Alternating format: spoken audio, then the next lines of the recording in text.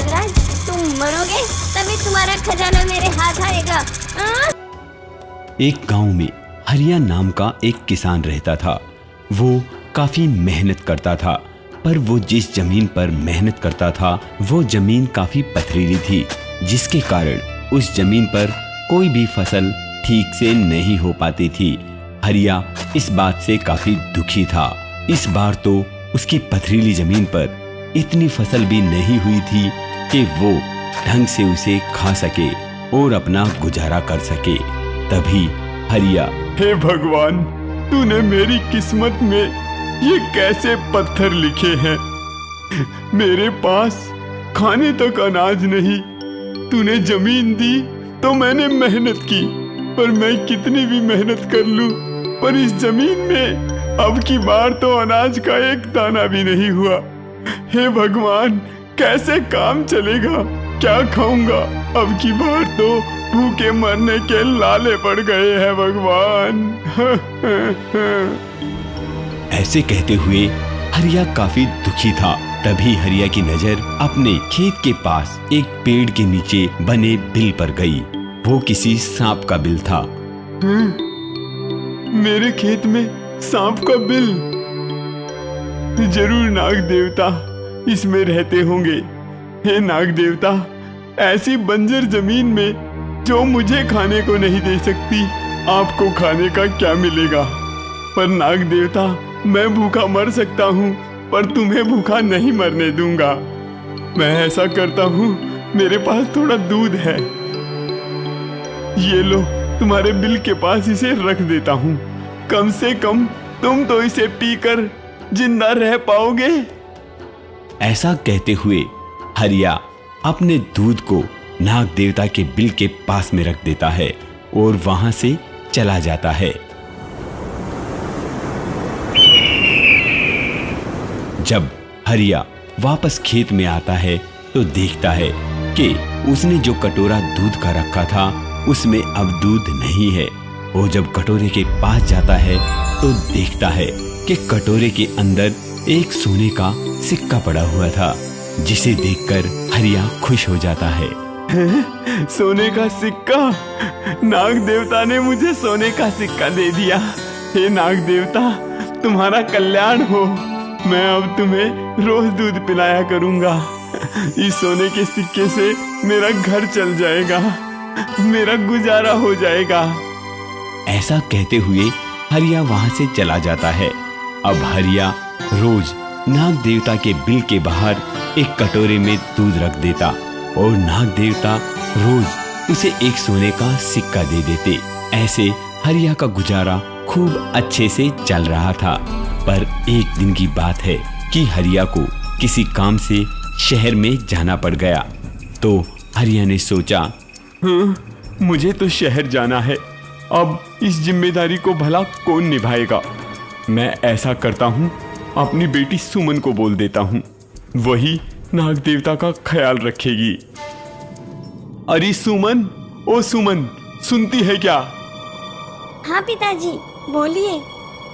बेटा, मैं तुम्हें एक राज की बात बताने जा रहा हूँ, उसे ध्यान से सुनना।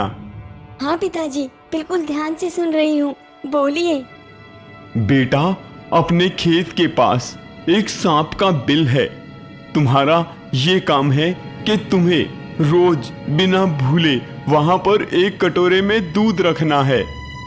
जी पिताजी, जैसी आपकी आज्ञा। बेटा, मैं फिर से कहता हूँ, भूलना मत। नहीं पिताजी, मैं नहीं भूलूंगी। ऐसा कहते हुए हरिया अपनी बेटी को नागराज की जिम्मेदारी देते हुए वहां से चला जाता है। अब हरिया की बेटी सुमन एक कटोरे में दूध लेकर आती है और नाग देवता के बिल के पास रख देती है। अब सुमन जब अगले दिन नाग देवता के बिल के पास दोबारा दूध रखने आती है तो देखती है कि पुराने कटोरे में सोने का सिक्का रखा हुआ है। तभी सुमन, तो पिताजी इस सोने के सिक्के के लिए ऐसा करते हैं। अब समझ में आई बात। चलो आज फिर दूध रख के देखती हूँ, क्या नागराज रोज सोने का सिक्का देते हैं क्या? और सुमन उस दिन फिर से दूध रख के चली जाती है। तो अगले दिन जैसे ही सुमन वापस आती है तो उसे फिर से सोने का सिक्का रखा मिलता है। अच्छा, तो नागराज के पास खूब सारा खजाना है और वो रोज दूध के नाम का एक सिक्का पिताजी को दे देते हैं। पर पिताजी भी बिल्कुल मूर्ख हैं। क्यों ना इस नागराज को मारकर इसके पूरे खजाने पर ही कब्जा कर लिया जाए। उसके बाद हमें रोज रोज ना तो दूध रखना पड़ेगा और ना रोज रोज एक सिक्का मांगना पड़ेगा। मैं आज ऐसा ही करती हूँ। अगले दिन सुमन फिर से दूध लेकर आती है। अब की बार सुमन कटोरे में दूध रखकर वहीं पेड़ के पीछे छिप जाती है। जैसे ही नागराज दूध पीने के लिए आते हैं तो सुमन डंडे से नागराज पर हमला बोल देती है। ये लो नागराज, तुम मरोगे तभी तुम्हारा खजाना मेरे हाथ आएगा। सुमन जैसे ही नागराज पर डंडे से वार करती है तभी नागराज सुमन को काट लेते हैं। पागल लड़की, तू मुझे मारेगी। लालची, खजाने के लिए तूने नागराज पर हमला किया। ले अब भुगत। ऐसे कहते हुए नागराज उस लड़की को डंक मार देते हैं और सुमन वहीं पर मर जाती है। इधर से हरिया जब शहर से वापस आता है तो खेत में जाता है और देखता है कि सुमन बिल के पास मरी पड़ी है। हे नाग देवता, तुमने ये क्या कर दिया? मेरी एकलौती बेटी थी, इसी के लिए तो मैं कमाता था, तुमने इसी को खा लिया। नाग देवता, तुमने ये क्या कर दिया? मुझे कोई सिक्के नहीं चाहिए नाग देवता, मेरी बेटी वापस दे दो। तभी नाग देवता वहां पर प्रकट हो जाते हैं और बोलते हैं, हरिया, तुम्हारी बेटी बिल्कुल तुम्हारे जैसी नहीं है। वो लालची थी और उसने मुझे मारने की कोशिश की, इसीलिए मैंने उसे डस लिया।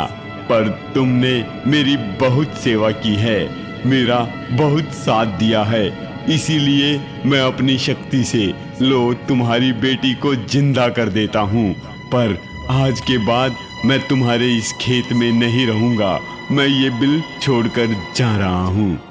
ऐसा कहते हुए नाग देवता ने हरिया की बेटी को तभी जिंदा कर दिया और उस खेत को छोड़कर वहां से चले गए। तो बच्चों, इससे हमें सीख मिलती है कि हमेशा अपने बड़ों का कहा मानना चाहिए और लालच नहीं करना चाहिए।